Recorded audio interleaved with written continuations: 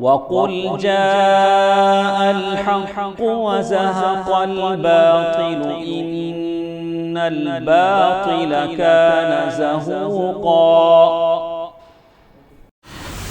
إن الحمد لله نحمده ونستعينه ونستغفره ونؤمن به ونتوكل عليه ونعوذ بالله من شرور أنفسنا ومن سيئات أعمالنا من يهده الله فلا مضل له ومن يضلل فلا هادي له وأشهد أن لا إله إلا الله وأشهد أن محمدا عبده ورسوله أرسله بالحق بشيرا ونذيرا وداعيا إلى الله بإذنه وسراجا منيرا أما بعد فأعوذ بالله السميع العليم من الشيطان الرجيم بسم الله الرحمن الرحيم يا أيها الذين آمنوا اتقوا الله حق تقاته ولا تموتن إلا وأنتم مسلمون يا أيها الناس اتقوا ربكم الذي خلقكم من نفس واحدة وخلق منها زوجها وبث منهما رجالا كثيرا ونساء واتقوا الله الذي تساءلون به والأرحام إن الله كان عليكم رقيبا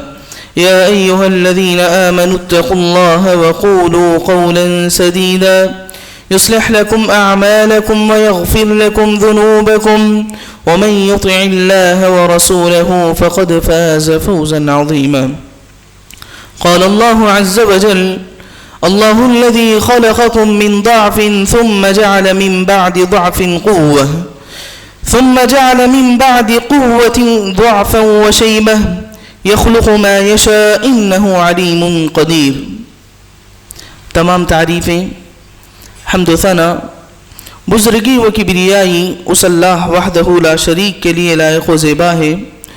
جو اللہ رب العزت کے ہمارا خالق ہے، ہمارا مالک ہے، ہمارا رب ہے، ہمارا پالنہار ہے. لاکھوں کروڑوں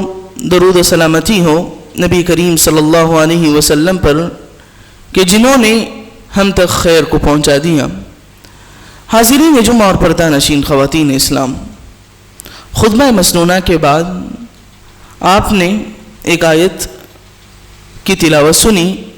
جس میں اللہ رب العالمین کا فرمان ہے اللہ الذی خلقکم من ضعف، اللہ ہی ہے جس نے تمہیں کمزوری سے پیدا کیا. ثم جعل من بعد ضعف قوة، پھر اللہ رب العالمین نے اس کمزوری کے بعد تمہیں طاقتور بنایا. ثم جعل من بعد قوة ضعفا وشیبة، پھر اللہ رب العالمین نے تمہیں اس طاقت کے بعد پھر سے کمزور اور بڑھاپا عطا کیا. یخلق ما یشاء، وہ جیسا چاہے تخلیق کر سکتا ہے، جو چاہے تخلیق کر سکتا ہے. انہ علیم قدیر، بے شک اللہ رب العالمین جاننے والا ہے، قدرت رکھنے والا ہے. اللہ رب العالمین نے انسانی زندگی کو اس آیت میں کمزوری سے تعبیر کی ہے. اللہ رب العالمین نے انسان کو جو اس دنیا میں خلیفہ بنا کر بھیجا، کہا کہ هو الذی جعل لکم الارض، کہ اللہ رب العالمین نے انی جاعل فی الارض خلیفہ، ملائکہ سے اللہ رب العالمین فرما رہے ہیں کہ میں اس دنیا میں ایک ایسے شخص کو بھیجوں گا، ایک ایسے نوع انسان کو بھیجوں گا جو کہ خلیفہ بنے گی، دنیا اس کے ہاتھ میں رہے گی، دنیا کی حکمرانی کرے گی. تو اللہ رب العالمین نے ایک انسان کی تخلیق کی، اور یہ انسان جسے اللہ رب العالمین نے حقیر نطفے سے پیدا کیا، اور جب اللہ رب العالمین نے اس کو پیدا کیا تو اتنا کمزور تھا، اتنا ضرورت مند تھا کہ اس کی ضرورت مکمل کرنے کے لیے کسی کی ضرورت ہوتی تھی. پھر اللہ رب العالمین نے وہی اس کمزوری کو، وہی اس کمزور بنی آدم کو اللہ رب العالمین نے ایک وقت میں اتنا طاقتور بنایا کہ وہ سمندر پار کر سکتا تھا، پہاڑیں چیر سکتا تھا. اللہ رب العالمین نے اسے آسمانوں پر کمنڈے ڈالنا سکھا دیا تھا. یعنی کہ اللہ رب العالمین نے تمام طرح کا علوم و فنون اللہ رب العالمین نے انسان کو عطا کیا. یہ وہ وقت تھا جو کہ انسان طاقتور میں جس میں اسے طاقت ملتی ہے. پھر اللہ رب العالمین انسان کو اس طاقت سے لے کر پھر اسی کمزوری کی طرف لاتا ہے جو کمزوری کے اسے پہلے ہوئی تھی. جیسے وہ محتاج بچپن میں ہوا تھا، اللہ رب العالمین ویسے ہی اسے بڑھاپے میں محتاج کر دیتا ہے۔ یہ ہماری زندگی کا سفر ہے۔ ہر انسان جو بھی بچہ پیدا ہوتا ہے یہ کمزور ہوتا ہے، اور ایک وقت اس کی عمر کا ایک مرحلہ ایسا آتا ہے کہ جس میں وہ دنیا ترقی کرتا ہے، جس میں اللہ رب العالمین اسے بے شمار طاقت عطا کرتے ہیں، بے شمار اللہ رب العالمین اسے قدرت عطا کرتے ہیں، دنیا کو وہ اپنے طور طریقے سے چلاتا ہے، اپنی زندگی اپنے طور طریقے سے گزارنے کی کوشش کرتا ہے، یعنی کہ بنی آدم اتنا اللہ رب العالمین اسے طاقت دے دیتا ہے کہ وہ اپنی زندگی خود بسر کرتا ہے۔ پھر ایک وقت زندگی میں اللہ رب العالمین اسی بنی آدم کو ایسا لاتا ہے کہ جس میں وہ کمزور ہو جاتا ہے، کسی کا محتاج بن جاتا ہے، کسی کی اسے ضرورت پڑتی ہے۔ یہی زندگی کا مرحلہ ہے۔ قرآن مجید نے انسان کی زندگی کا یہ مرحلے کو بڑے ہی اچھے انداز میں پیش کیا ہے۔ آج ہم معلوم کریں گے اس خطبے میں کہ اللہ رب العالمین نے ہماری زندگی کے کتنے مراحل رکھے ہیں، اور ان مراحل میں انسان کیا کیا چیزیں فیس کرتا ہے، اور انسان کے کیا کیا خیالات، کیا کیا تجزیات، کیا کیا تجربات ہوتے ہیں، وہ اس زندگی سے ہمیں اس خطبے سے ہم معلوم کریں گے۔ تو اللہ رب العالمین جب بچہ پیدا ہوتا ہے تو شریعت اسے کہتی ہے کہ کل مولود یولد علی الفطرہ، کہ ہر پیدا ہونے والا بچہ وہ اپنی فطرت پر یعنی کہ اسلام پر پیدا ہوتا ہے۔ وَأَبَوَاهُ يُهَوِّدَانِهِ أَوْ يُنَصِّرَانِهِ أَوْ يُمَجِّسَانِهِ، اس کے جو باپ ہوتے ہیں یا تو اسے مجوسی بناتے ہیں یا یہودی بناتے ہیں یا مسلمان بناتے ہیں، یعنی کہ ہر بچہ جو پیدا ہوتا ہے وہ اسلام پر پیدا ہوتا ہے۔ مگر انسان کو جو اپنے دین سے دور کرتا ہے ایک بچے کو، وہ اس کے والدین ہیں۔ کیسے؟ وہ بچہ اپنے والدین کے ساتھ رہتا ہے، ان کے سائے میں پلتا ہے، ان کی تربیت میں رہتا ہے، اسے جیسی تربیت ہوگی اس کے مطابق وہ اپنی زندگی ڈھال لے گا۔ گویا کہ ہر پیدا ہونے والا بچہ مسلمان پیدا ہوتا ہے، اور اس کے بعد اللہ رب العالمین نے اس بچے کی جو کمزوری ہے، بچہ اتنا چھوٹا، اتنا معصوم، ہر آدمی کے لیے، ہر بنی آدم کے لیے وہ بڑا ہی حساس ہوتا ہے، بڑا ہی معصوم ہوتا ہے، اور اس کی یہ جو زندگی ہے 7 سال تک کی جو عمر ہے، جس میں وہ کھیلتا کودتا ہے، جس میں اسے کسی چیز کی سمجھ نہیں ہوتی ہے، اسے لوگ سمجھانے کے لیے ضرورت پڑتے ہیں۔ آپ دیکھے ہوں گے کوئی بھی چیز بچہ ایک بار دیکھتا ہے تو اسے 10 بار پوچھتا ہے۔ جیسے آپ اسے فین دکھا رہے ہیں تو وہ پوچھے گا کہ یہ فین اس کا نام کیا ہے، اور یہ کیسے چلتا ہے، اور یہ کیسے گھومتا ہے، اسے کس نے بنایا، یعنی کہ ان کے ذہن میں عجب عجب سوالات ہوتے ہیں۔ ان کو اللہ رب العالمین یہ عمر جس میں ہم ان کے ذہن میں جو بات ڈالیں گے وہی لے کر وہ بڑے ہوں گے۔ تو بچے کی یہ عمر 7 سال تک کی ہوتی ہے، جس میں بہت سارا چیز سیکھتا ہے، اور جیسے ہی بچہ 7 سال کی عمر کراس کرتا ہے تو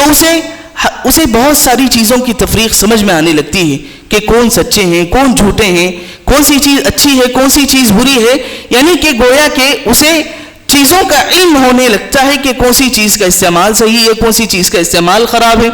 اور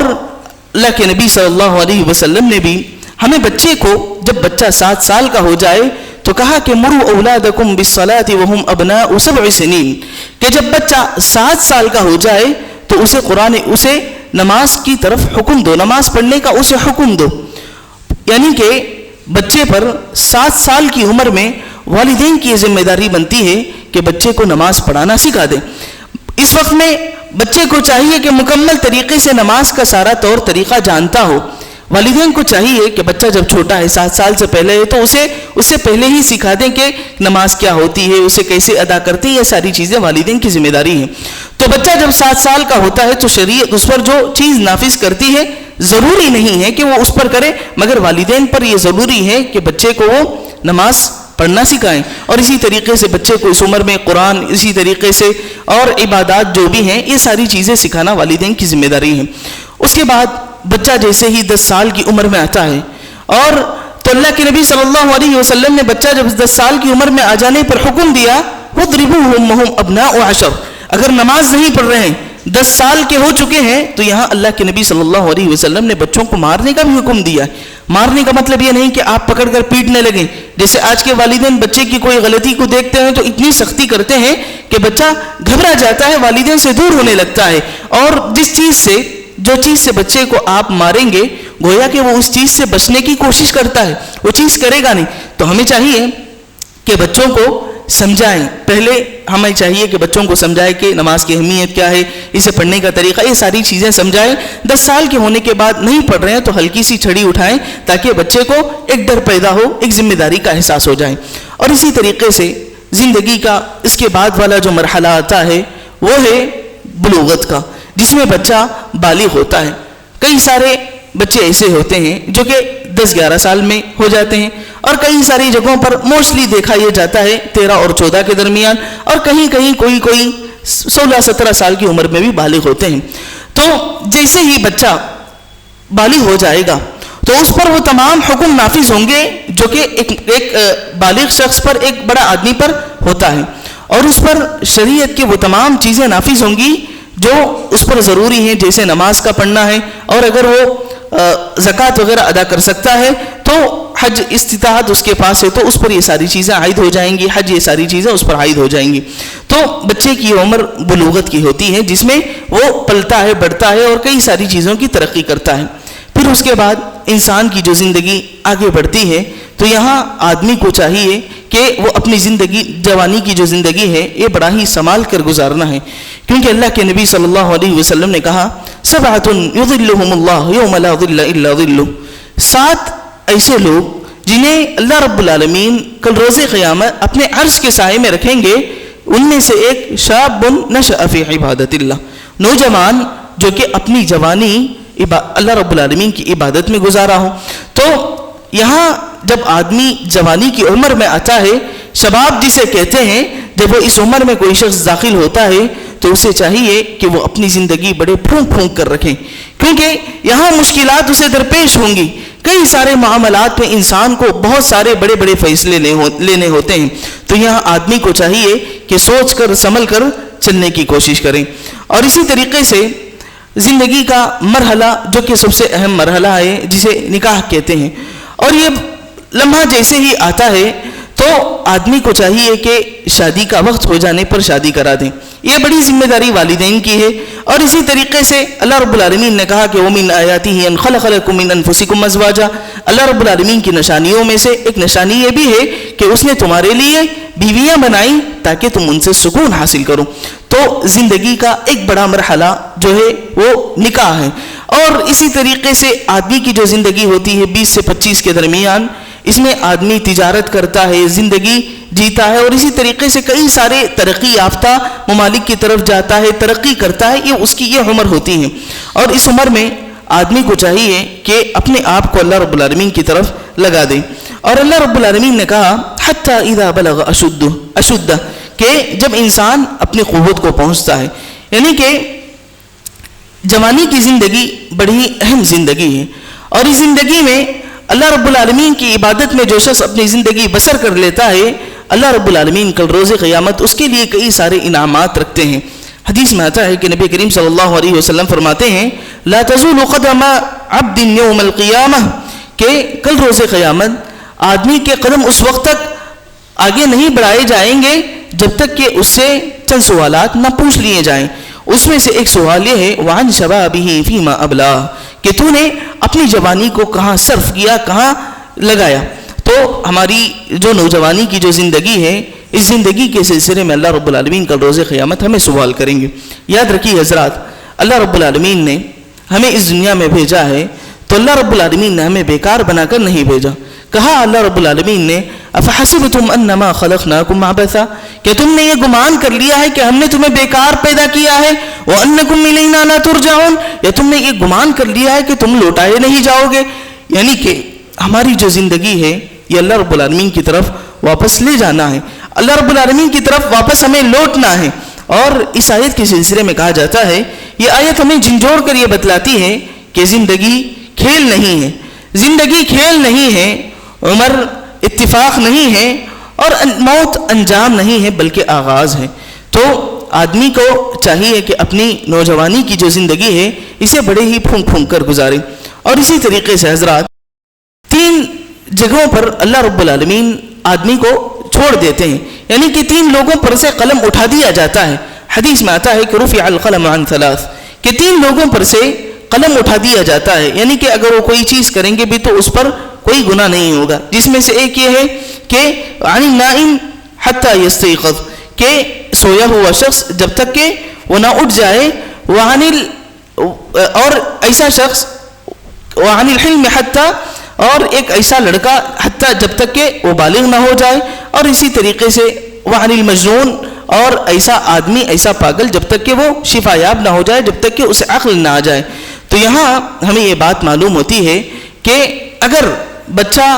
بالغ نہیں ہوا ہے تو اس پر شریعت کے تمام امور عائد نہیں ہوں گے، اگر بالغ ہو گیا تو اس پر شریعت کے تمام امور عائد کر دیے جائیں گے۔ تو ہمیں یہ بات معلوم ہوتی ہے کہ بچپن اگر ضائع ہو جائے تو جوانی بگڑ جاتی ہے، جوانی بگڑ جاتی ہے، اور اگر بچپن سنور جائے تو پوری زندگی سنور جاتی ہے۔ اور اسی طریقے سے دیکھیے حضرات، ہم بات کر رہے تھے آدمی کی جوانی کی زندگی میں،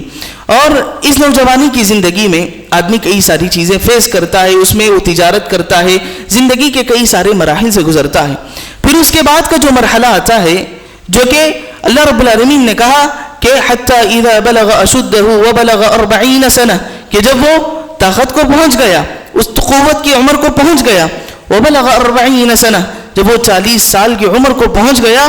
رب اوزعنی، تو اس وقت میں وہ دعا کرنے لگتا ہے، رب اوزعنی، اے میرے رب تو مجھے توفیق دے، تو مجھے توفیق دے، ان اشکر نعمتک التي انعمت علی، کہ تو جو بھی نعمتیں تو نے مجھ پر انعام کیا ہے ان چیزوں کا شکر ادا کرنے کی تو مجھے توفیق دے، وعلی والدی، اور جو میرے والدین ہیں ان پر جو تو نے نعمت کی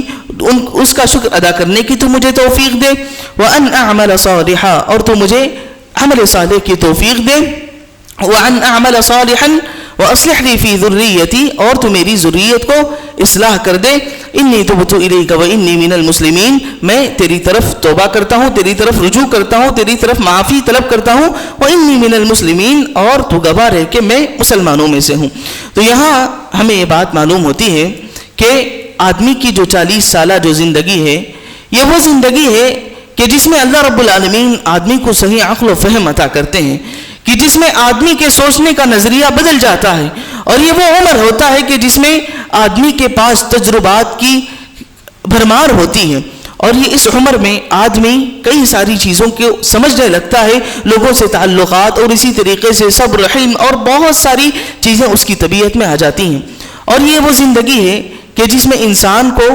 اللہ رب العالمین عقل و فہم کے ساتھ ساتھ اسے شکر گزاری کی توفیق دیتے ہیں، جیسے اس دعا میں آپ نے ملاحظہ کیا کہ رب اوزعنی ان اشکر نعمتک التی انعمت علی، کہ تو نے مجھ پر جو انعام کیا ہے اس پر شکر ادا کرنے کی توفیق دے، وعلی والدی، اور میرے والدین پر جو تو نے نعمت کی اس کی شکر ادا کرنے کی توفیق دے۔ تو اس سے ہمیں یہ بات کا اندازہ ہوتا ہے کہ جب کوئی بھی شخص 40 سال کا ہوتا ہے تو اسے اپنے والدین کی یاد بہت آتی ہے، کیونکہ 40 سال کی عمر میں اکثر افراد کو اللہ رب العالمین اولاد سے نواز دیتا ہے، اور اس عمر میں وہ لوگ وہ تکلیف محسوس کرتے ہیں جو تکلیف کہ ان کے والدین نے انہیں پالتے ہوئے کیا، انہیں تربیت دیتے ہوئے کیا، اور اس عمر میں آدمی کے پاس زیادہ ہی اللہ رب العالمین عقل و فہم عطا کر دیتے ہیں۔ اور یہ عمر ہے 40 سال کی کہ جس میں اللہ رب العالمین نے انبیاء کو بھی نبوت عطا کی۔ آپ دیکھتے ہیں کہ اللہ کے نبی صلی اللہ علیہ وسلم کو جو نبوت عطا کی گئی وہ آپ صلی اللہ علیہ وسلم کو 40 سال کی عمر میں تھی، اور تمام ہی انبیاء کو اللہ رب العالمین نے 40 سال کی عمر میں عطا کی، الا یہ کہ سوائے چند انبیاء کے جسے اللہ رب العالمین نے بچپن میں ہی انہیں نبی بنا دیا تھا۔ تو ہمیں اس سے یہ بات کا اندازہ ہوتا ہے یہ زندگی کا سب سے اہم مرحلہ ہے۔ اور حسن بصری رحمہ اللہ فرماتے ہیں 40 کے بعد انسان کو آخرت کی فکر شروع کر دینی چاہیے۔ 40 سال اگر کسی آدمی پر گزر چکے ہیں تو ایسے آدمی کو چاہیے کہ وہ آخرت کی فکر کرنے لگے، آخرت کے بارے میں زیادہ سوچے، کیونکہ اس کی زندگی ختم ہونے کو ہے۔ اور اسی طریقے سے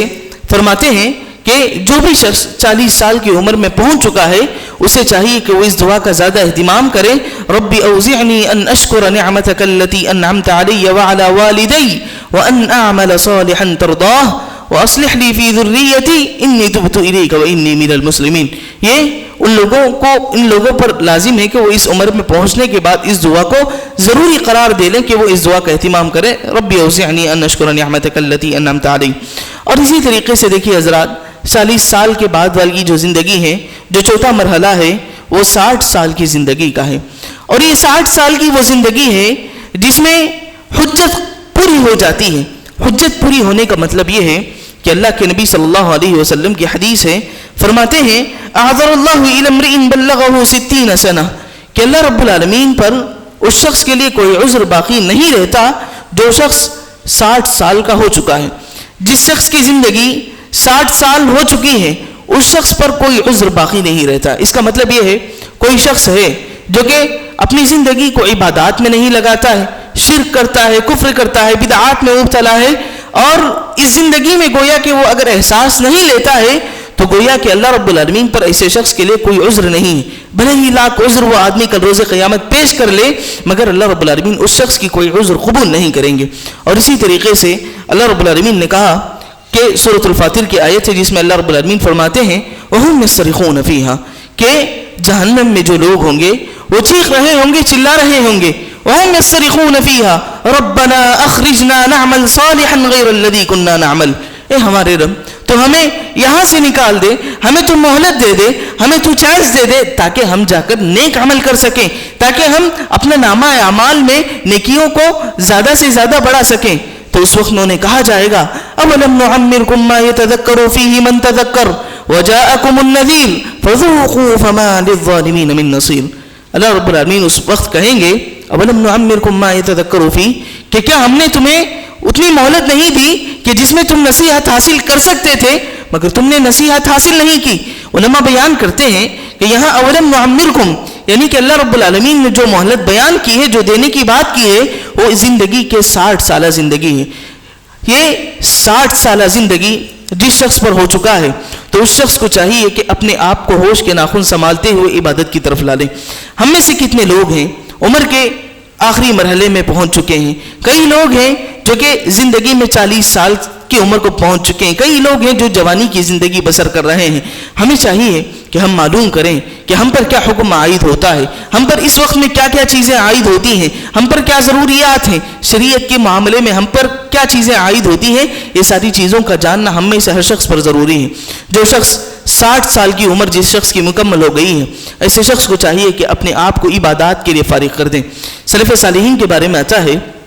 کہ جیسے ہی ان کی عمر 40 سال کی ہوتی تو وہ تفرغوا للعبادہ، وہ اپنے آپ کو عبادت کے لیے فارغ کر دیتے تھے اور مسجد سے جڑ جایا کرتے تھے۔ تو ہمیں چاہیے کہ ہم میں سے جو لوگ 40 سال کے ہو چکے ہیں انہیں چاہیے کہ ہوش کے ناخن سنبھالتے ہوئے اپنے آپ کو اللہ رب العالمین کی طرف رجوع کریں۔ اور آپ جانتے ہیں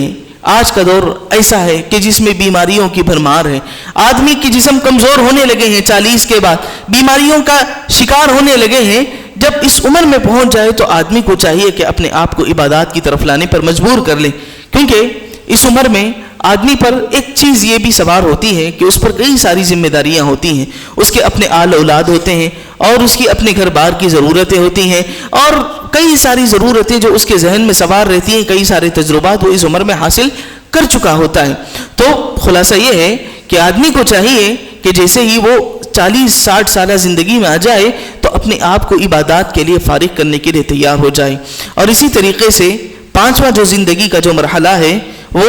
آخری پکار ہے۔ اور اللہ کے نبی صلی اللہ علیہ وسلم نے 70 سالہ جو زندگی ہے اسے کہا اعمار امتی ما بین 60 الی 70، میری امت کی جو عمر ہے وہ 60 سے لے کر 70 کے درمیان ہے۔ اس سے یہ بات ہمیں معلوم ہوتی ہے کہ اس امت کی جو عمر ہے موسٹلی آدمی اگر زندگی بسر کرے گا تو ایک بڑی تعداد جو کہ 60 سے 70 کے درمیان انتقال کر جائے گی، الا یہ کہ چند ایک لوگ ہیں جنہیں اللہ رب العالمین اور بھی زندگی عطا کرتے ہیں۔ اور یہ عمر ہوتی ہے کہ جس میں آدمی کو چاہیے کہ رجوع الی اللہ کی طرف رجوع الی اللہ کریں۔ اور اسی طریقے سے اللہ رب العالمین آدمی کے اس عمر میں جسے ارذل العمر بھی کہا جاتا ہے، جس میں آدمی کمزور ہو جاتا ہے، کچھ کام کرنے سے قاصر آ جاتا ہے، تو جسے ارذل العمر کہتے ہیں۔ جیسے چھوٹے بچے کو ہر چیز کی ضرورت ہوتی ہے ویسے ہی آدمی کی آخری عمر ایسی ہوتی ہے جس میں زیادہ، جسے ارذل العمر کہتے ہیں، جس میں آدمی چیزوں کو بھولنے لگتا ہے، اپنے اولاد کے نام تک بھول جاتا ہے، اس کی جو بڑے بڑے جو کارنامے وہ انجام دیا ہوگا وہ ساری چیزیں وہ بھول جاتا ہے، گویا کہ اس کی یہ زندگی جس میں وہ کسی نہ کسی کا محتاج ہو کر رہ جاتا ہے۔ اور کبھی کبھی یہ بھی ہو جاتا ہے کہ اولاد خود اپنے والدین سے بیزار ہو جاتے ہیں، اولاد خود چاہتے ہیں کہ والدین کا انتقال ہو جائے، یہ ہوتا ہے ارذل العمر۔ اللہ رب العالمین نے کہا وَمِنْكُمْ مَنْ يُرَدُّ إِلَىٰ أَرْذَلِ الْعُمْرِ، تم میں سے کئی لوگ ہیں، چند ایسے بھی ہیں جنہیں ارذل العمر کی طرف لوٹا دیا جاتا ہے، جنہیں عمر کے آخری مرحلے میں لوٹا دیا جاتا ہے، لِكَيْ لَا يَعْلَمَ مِن بَعْدِ عِلْمٍ شَيْئًا، انہیں کسی چیز کا پتہ تک نہیں ہوتا ہے، یعنی کہ وہ چیزوں کو جاننے سے قاصر آ جاتے ہیں، کئی ساری چیزیں بھولنے لگتے ہیں، یہ زندگی کا ارذل العمر ہوتا ہے۔ اور اللہ کے نبی صلی اللہ علیہ وسلم ارذل العمر سے پناہ مانگا کرتے تھے۔ اللہ کے نبی صلی اللہ علیہ وسلم کی دعاؤں کو آپ پڑھ کر دیکھیے کہ اللہ کے نبی صلی اللہ علیہ وسلم دعا کرتے تھے اللہم انی اعوذ بک ان ارد الی ارذل العمر، اے اللہ رب العالمین میں تجھ سے پناہ طلب کرتا ہوں ارذل العمر کی طرف لوٹائے جانے سے۔ اور اسی طریقے سے طویل دعا بھی ملتی ہے اللہم انی اعوذ بک من البخل والجبن واعوذ بک ان ارد الی ارذل العمر، اے اللہ رب العالمین میں تجھ سے بخیلی سے اور تجھ سے جبن سے، یعنی کہ تجھ سے کسی چیز کے طلب کا، کسی چیز کے محتاج ہونے سے، وَأَعُوذُ بِكَ أَن نُرَدَّ إِلَىٰ أَرْذَلِ الْعُمْرِ، اور میں تجھ سے پناہ مانگتا ہوں ارذل العمر کی طرف لوٹائے جانے سے۔ تو کہنے کا مقصد یہ ہے کہ زندگی یہ ختم ہونے والی ہے، تمام کے تمام کو اللہ رب العالمین کی طرف رجوع کرنا ہے۔ اللہ رب العالمین نے ہمیں اس دنیا میں جو بھیجا ہے تو وہ اس کی عبادت کے لیے بھیجا ہے۔ اللہ رب العالمین نے کہا کہ وَمَا خَلَقْتُ الْجِنَّ وَالْإِنسَ إِلَّا لِيَعْبُدُونَ، کہ ہم نے جن و انس کی جو تخلیق کی ہے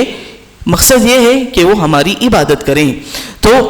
آدمی کو چاہیے کہ اس کی یہ جو زندگی اسے ملی ہے اس زندگی کو اللہ رب العالمین کی خاطر خواہ میں گزارنے کی کوشش کریں، اس زندگی کو اللہ رب العالمین کے لیے وقف کر دیں۔ کہا قل ان صلاتی ونسکی ومحیای ومماتی للہ رب العالمین، کہ آپ کہہ دیجئے کہ میرا نماز ونسکی، میرے جو قربانیاں ہیں، قل ان صلاتی ونسکی ومحیای ومماتی، میرا مرنا میرا جینا تمام کے تمام اللہ رب العالمین کے لیے ہے۔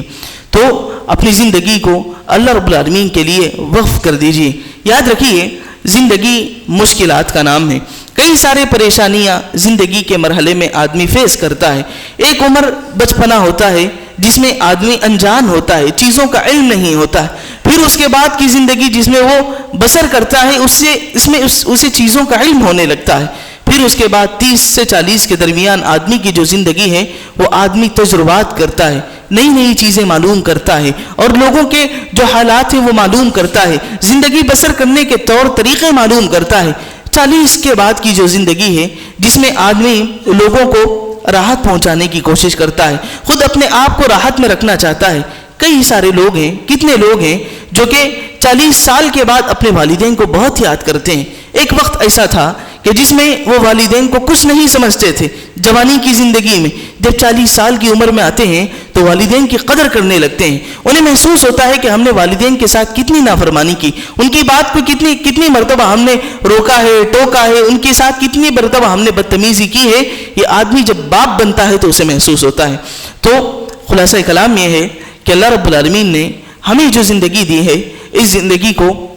اللہ رب العالمین کے لیے وقف کریں۔ اس زندگی کے جو مراحل ہیں، شریعت جو ہم پر حکم عائد کرتی ہے، اس ساری چیزوں کو جان کر اپنی زندگی بسر کرنے کی کوشش کریں۔ اور ایک بات یاد رکھیے، یہ آج کے دور میں سائنس بھی اس بات کو پروو کرتی ہے کہ انسان کی جو زندگی ہے اس میں کئی ساری چیزیں اسے فیس کرنی ہوتی ہیں، جیسا کہ بچپن کو سائنس کہتی ہے کہ سیکھنے کا دور ہے، جوانی جس میں قوت، فیصلوں اور خطرات کا دور ہے کہ جس میں آدمی کئی ساری چیزوں کو فیس کرنے کے لیے تیار ہو جاتا ہے، اور یہ جو درمیانی عمر ہوتی ہے جس میں آدمی ذمہ داری میں ہوتا ہے، دباؤ میں ہوتا ہے، تھکن محسوس کرتا ہے، اور بڑھاپا جو کہ آخری عمر ہے جس میں جسمانی کمزوری مگر تجربے کی پختگی کے ساتھ زندگی گزارتا ہے۔ مگر سائنس آدمی کو یہ بتا نہیں سکتی کہ آدمی کی موت کب ہے۔ موت اللہ رب العالمین ہی کے پاس، اللہ رب العالمین ہی اس کو علم غیب میں رکھے ہیں، یہ اللہ رب العالمین کے علم میں ہے۔ تو ہمیں چاہیے کہ ہماری یہ جو جوانی کی زندگی ہے،